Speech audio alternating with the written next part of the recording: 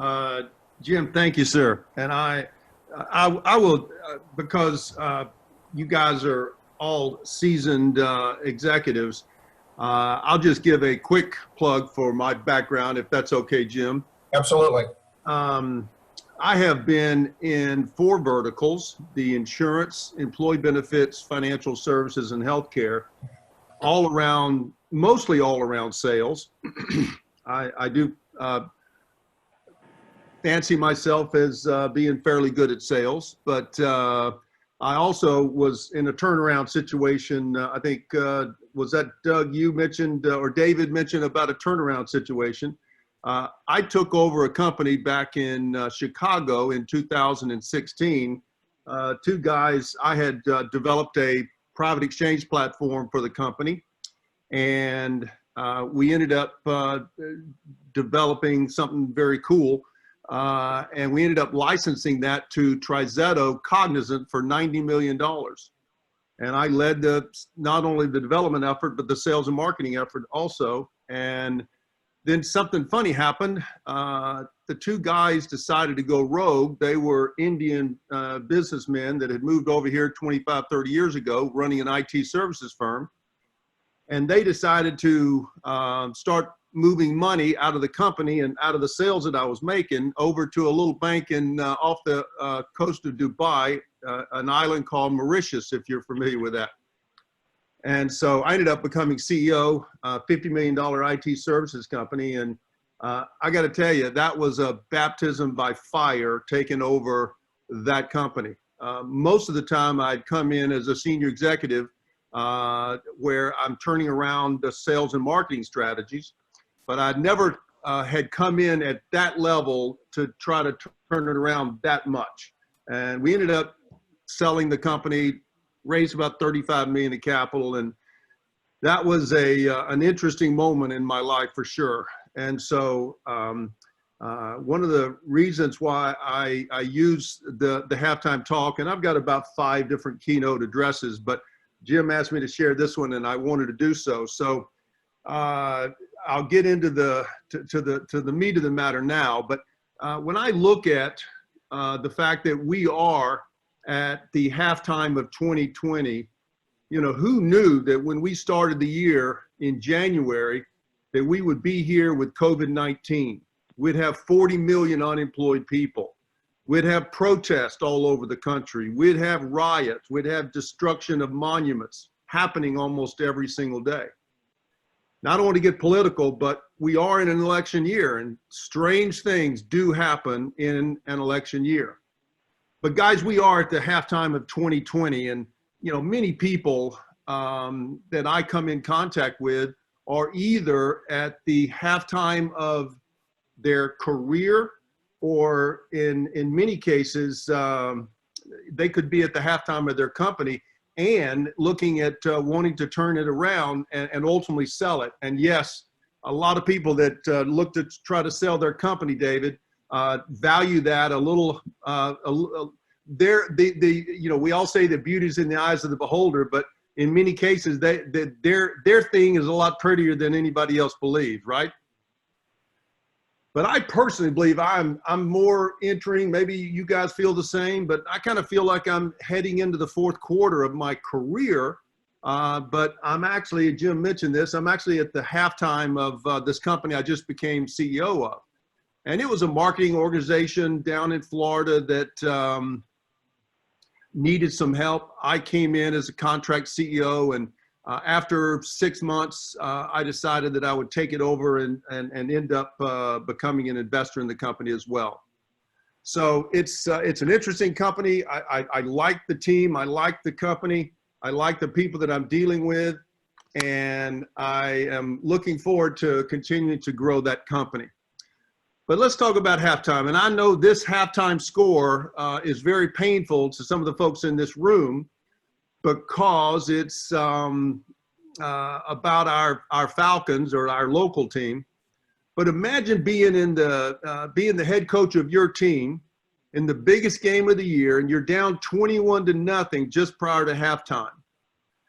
Yet with 2 seconds left in the half, New England kicks a field goal, and they go into the locker room down 21-3. Now, Bill Belichick has been in that situation before, but really not that deep at that moment in time. And by the way, no team had ever come back from being down 10 points in the Super Bowl.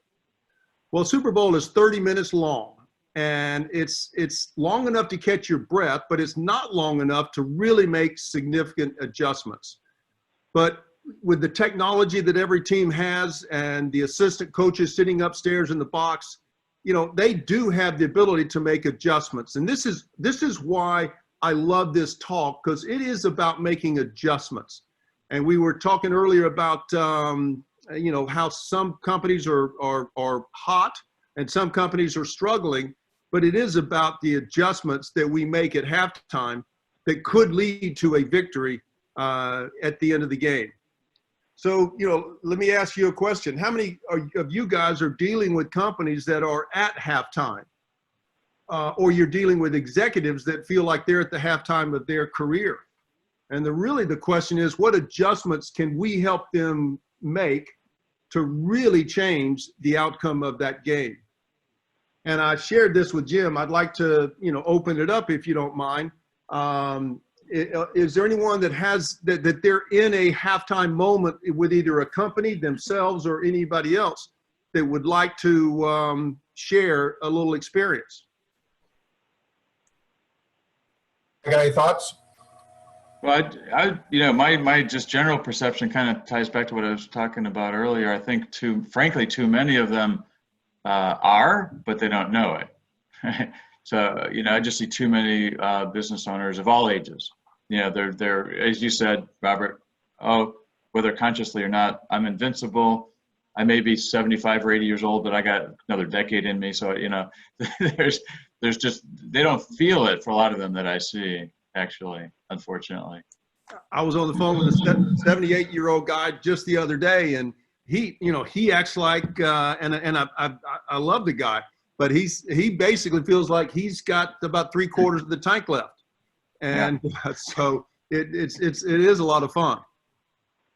Well, hopefully he does, you know, but just in case. How many of you guys remember the movie Any Given Sunday?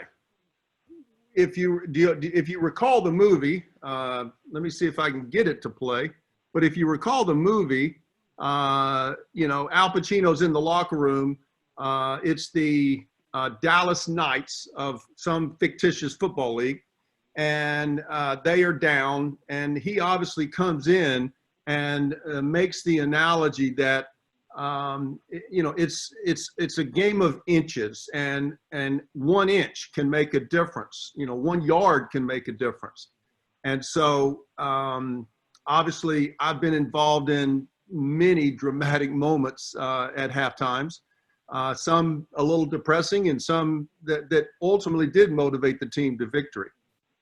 But this quote is a quote that I've used many, many times. And for those that know me well, know that I've got probably 1,000 different quotes, sayings, phrases that I use in various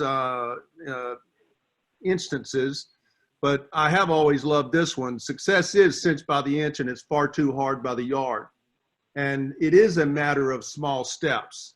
And, you know, when I think about business, you know, most games can be won by a few inches. We've seen that in even some big playoff and Super Bowl games. But I believe that business is the same. It is a matter of doing the right thing for a long period of time and being there to watch those small moments turn into big victories. And one of my other favorite sayings and phrases that I use is really an acronym called TEAM, T-E-A-M.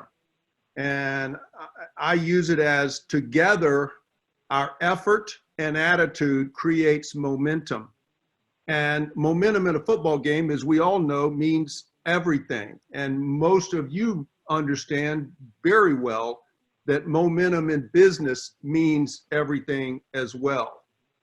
So when I look at that, how do we accomplish that? We all know that it's perseverance. It's the will to win. It's never give up. Stick to the task till the task sticks to me. And I could go on and on and on. But the issue really is, how do we keep doing those little bitty inch by inch moments until we start, clipping off yards and yards within our business. So this is me back when I was a rookie. I wore number 29. I was fortunate. I'll share just a quick brief sketch here. When I showed up to training camp, gentlemen, I was number 20 on a depth chart of 20. I don't know if you've ever been there, but that's not where you want to start. And so Coach Landry did make a big impact on me. I was able to be the only free agent out of 80, and Coach Brian Billick was a free agent the same year I was a free agent. He did not make the team, but he did go on to win a Super Bowl. So take my hat off to him. But we ended up, again, I started at number 20 on the depth chart of 20. I ended up making the team. The Cowboys traded Golden Richards to Chicago, and I became the backup receiver to Drew Pearson. One of the things that Coach Landry taught me, and I've used this many, many times, is he said at one of the first meetings, he said, I would rather be lucky than good.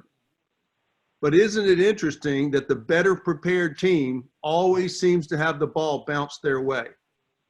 And it's odd coming from a guy by the name of Coach Tom Landry, because everybody, him being an engineer by trade, knew that he was always the better prepared person, or seemed to be the better prepared person. And it was truly, the fact that he was that. He was crazy about the details of every play. And yet he threw that phrase out, which almost was like an oxymoronish, moment when he said that. And but that stuck with me, throughout the years. Let me ask a separate question about, my moment with the Cowboys. Who remembers the Hail Mary? And who remembers where that first got its name? Anybody want to share that? Talk about the Boston College game. You know what, Jim? That's exactly what I wanted you to say. Doug Flutie did not invent the Hail Mary. He tries to claim it from time to time, but it wasn't that. It was 1976, the Cowboys against the Vikings.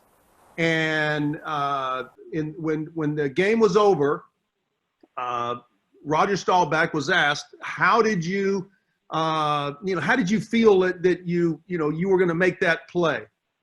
He said, well, I got in the huddle. I told Drew to run an 89, which is a fly pattern to the 8 receiver. And he said, I'm going to throw it as far as I can throw it. You get under it and try to catch it, because time was running out. He flung the ball, and he said, I said a Hail Mary after I threw the ball.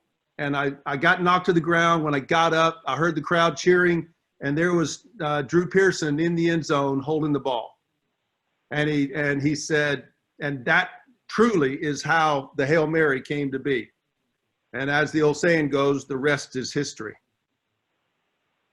Well, it's nothing wrong with finishing a little bit early. Thank you, Robert, for the presentation. Really appreciate that. Thank you all for participating. Doug Ferguson,